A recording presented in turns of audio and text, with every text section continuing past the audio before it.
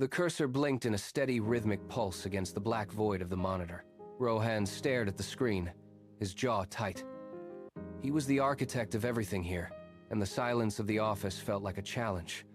He slammed his palm onto the desk, the sound echoing sharply against the glass walls of the open-plan office. Heads turned. Fingers froze on keyboards. He stood up, his chair scraping violently against the floorboards. "Without my code, this entire company grinds to a halt," he shouted, his voice cutting through the hum of the cooling fans. He scanned the room, meeting no eyes, his expression fixed in a mask of absolute certainty. He walked toward the exit, his pace deliberate and heavy. He did not glance at the rows of desks or the people watching him. He reached the door, pushed it open, and stepped out into the hallway, leaving the sudden, heavy silence to settle over the workspace.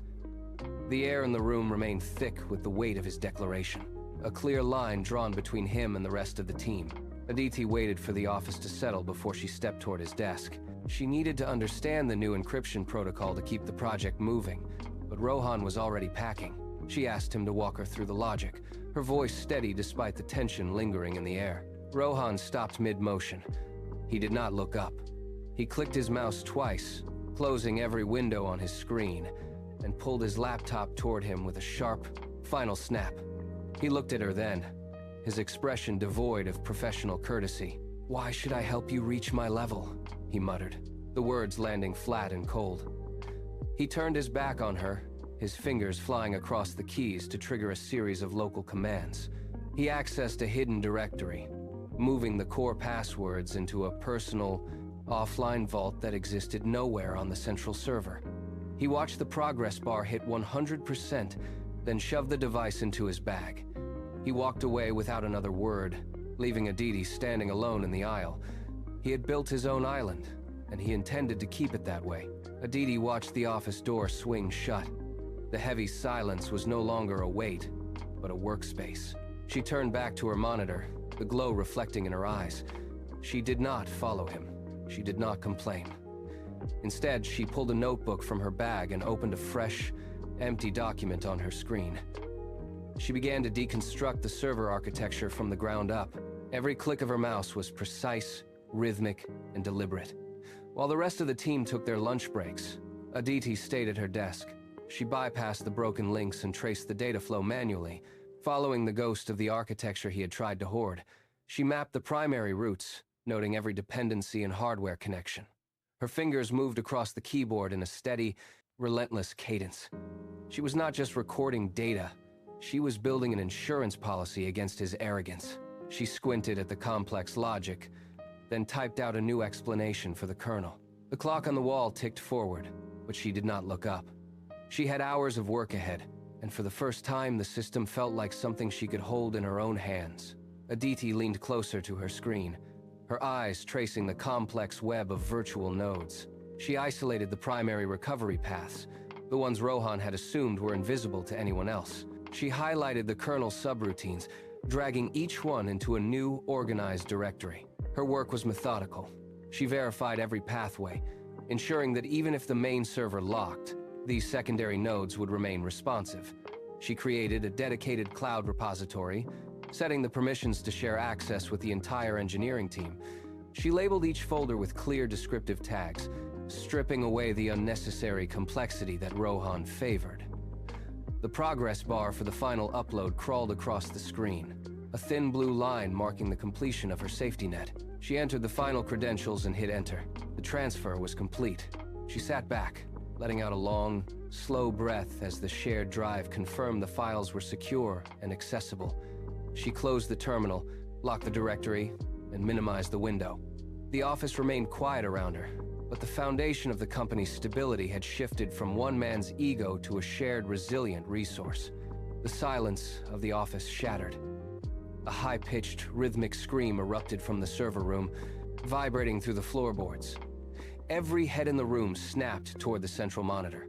The screen, usually a calm blue, pulsed with a violent, jagged red. System failure. Access denied. The words were stark, unyielding, and absolute.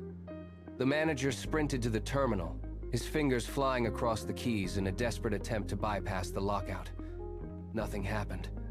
The system remained frozen, a digital tomb for the company's most important project.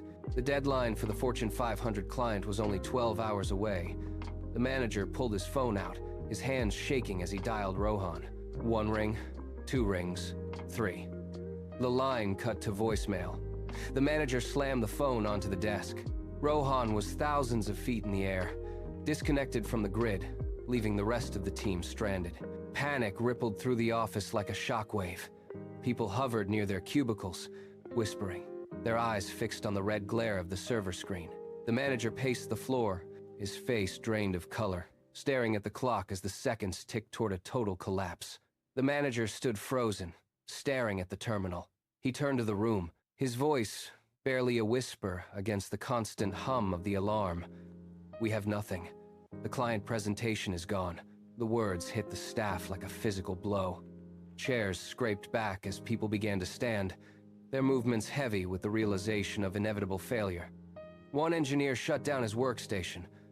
Another dropped his head into his hands. The air in the room grew thick with the weight of 12 wasted months. The manager walked to the window, looking out at the city, his shoulders slumped in total defeat. Then, the rhythmic tapping of keys broke the silence. It was not coming from the main terminal, but from the center of the room. Aditi stood up, her laptop open, the screen glowing with a steady, calm light. She walked toward the manager, the floorboards creaking under her steady pace. She stopped directly in front of him, placed her device on the primary desk, and pushed the screen into his line of sight. The red glare of the server was still pulsing, but she held a series of file paths open that none of them had seen before. The room went dead silent. Every eye turned toward her. She looked at the manager, nodded once, and waited for him to step aside.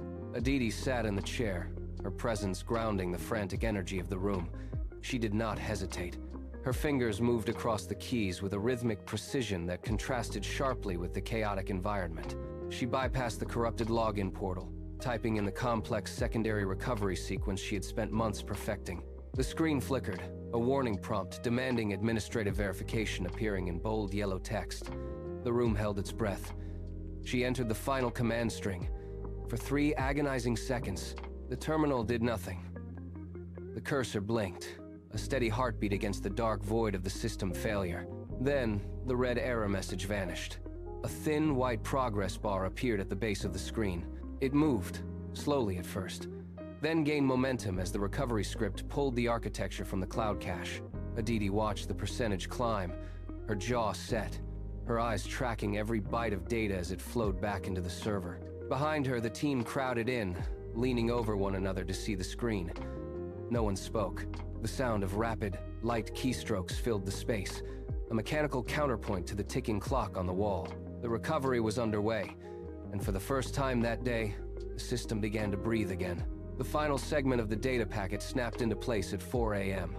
The screen transitioned from a loading sequence to the primary interface. The interface, blinking to life with a crisp, stable clarity. Aditi slumped back into the chair, her breath hitching in her chest as the servers hummed with renewed stability. Around her, the team erupted in muted, exhausted cheers, hands clapping shoulders, eyes wide with genuine relief. They stayed through the dawn, running final diagnostics and remapping the presentation nodes until every file was verified. When the client arrived, the office was quiet, organized, and focused. The manager stepped forward, his movements calm and deliberate. He connected the terminal to the main projector. The slides loaded instantly, text and data rendered with perfect precision. The lead client watched, nodding as the presentation progressed without a single flicker or delay. The pitch moved toward the final summary. When the client reached for the pen and signed the contract, the tension that had gripped the office for 12 hours shattered. The deal was done before the clock struck noon. The team stood in the center of the floor, watching the client leave, the weight of the night replaced by the sudden, sharp reality of their collective victory. At 2 p.m., the elevator doors slid open. Rohan stepped into the office, his coffee cup still warm, a smug anticipation of incompetence etched onto his face. He expected panic. He expected the manager to be frantic, begging for his password. Instead, he heard laughter. He stopped dead. The office was not a graveyard of failed projects. It was a hive of quiet, productive energy. The team stood in a loose circle, glasses raised, the tension of the previous night replaced by a palpable sense of unity. The manager saw him. The air in the room shifted, the ambient chatter dying away instantly. Rohan looked for the red flicker of a system failure, but the monitors displayed nothing but stable, operational code. He walked toward his terminal, but his path was blocked by the manager. The man did not shout. He did not look angry. He looked entirely finished with the situation. He reached into a folder and pulled out a single sheet of paper.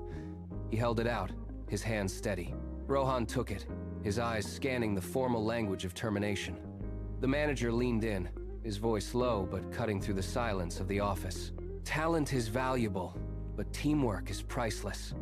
Rohan looked up, searching for a rebuttal, but found only the cold, hard reflection of his own redundancy in the eyes of his peers. Rohan stood motionless. He looked at the empty space where his access terminal had been. The desk was clean, stripped of the hardware he had used to isolate himself. It was not the office that had changed, but his own perception of his place within it. The silence of the room was no longer an indictment of his colleagues, but a mirror of the walls he had built around his own work.